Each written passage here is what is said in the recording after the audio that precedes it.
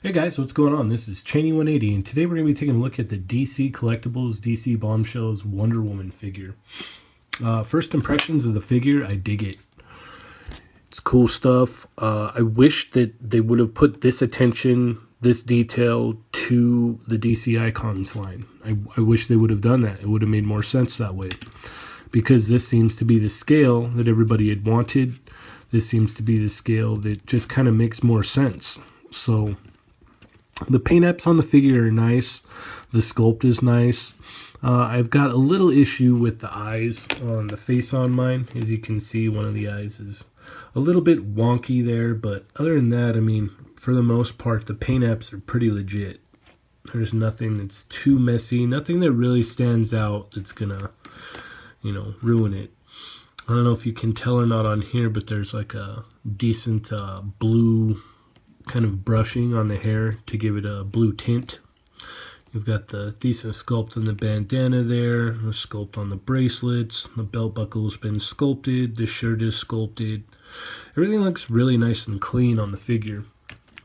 Now, one of the key components to the figure that I really enjoy is the articulation. We do get our thigh swivel that we don't get with Icons. We don't quite have a hinge in the neck, but there is decent articulation there. So we'll start from the top and we'll move our way down. The head looks down that far, looks up this far. You can go left to right fairly well.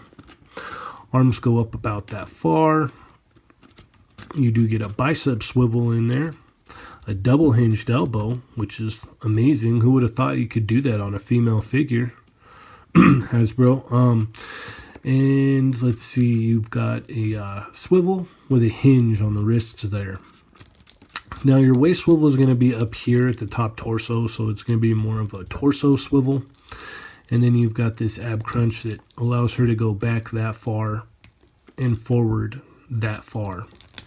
Now the legs, you do get this cool little drop down hinge thing here, or not hinge, but drop down piece where it will allow you to get more movement out of the legs, and then you can pop that back up. And they go out about yay far and go forward that far and not back that much.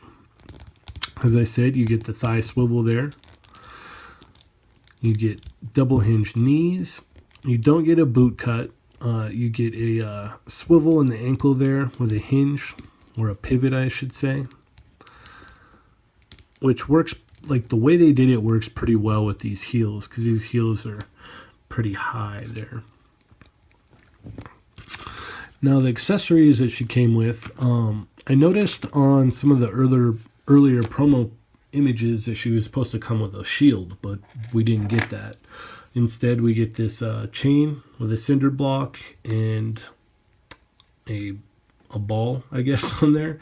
And the cool part is you can detach these to kind of represent the breaking of the chains picture. I mean, the stylization of the figure is basically based on, pinups and whatnot. Obviously, Rosie the Riveter is kind of what they were going with Wonder Woman. Now you get this really nice looking pipe wrench here, which looks pretty good. Paint's good, sculpt's good, looks nice. And the cinder block has some texture to it, looks pretty nice. And these pieces can come apart kind of, but they can be detached in the middle there to simulate that breaking of the chains. And she also comes with 2 gripping hands to hold the pipe wrench. And then 2 hands to hold the chains. Now, like I'd said before, in the earlier promotional pictures, it showed that you could remove the lasso. It doesn't look like that's possible here, so I'm just going to leave that on. I'm not planning on taking that off. The other issue I had was when I opened it from the box, this ankle was fused, probably due to this glossy paint that they used on the boots here. So I had to hit it with a blow dryer and it freed up. And then the wrists, I think this wrist was fused as well, and I had to heat that up. But other than that, I mean, you know, the only really drawbacks would be to the figure would be heating up the joints, you know, to unfuse them, maybe the wonky eye and the lack of a shield. Other than that, I really enjoy the figure.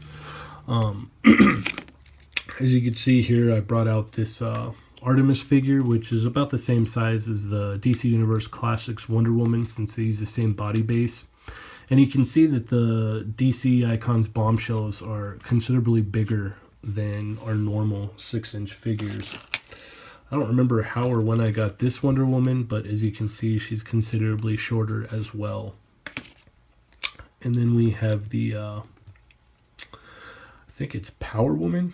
I can't remember, but when they kicked it off with these, I thought they were gonna, you know, we were gonna get DC Icons kind of like this. I liked these figures that came out of the Syndicate. They were really, really awesome, but we didn't get those. But as you can see, it kind of works more so in this scale of like the kind of like 7-inch scale, 6.75 scale. So it works that, you know, in the essence of she should be bigger, she should be bulkier. So I like the figure. It's, you know, it's nice and beefy and bulky the way it should be. I would definitely recommend buying it if you're into this, you know, stylized version of the character. And even if not, I mean, it's a killer figure. So I think it retails for around 25 or 27, and you can pick it up at your local comic book shops. So that about wraps it up, guys. Feel free to click like, leave me a comment, click subscribe, and take it easy. Thanks a lot.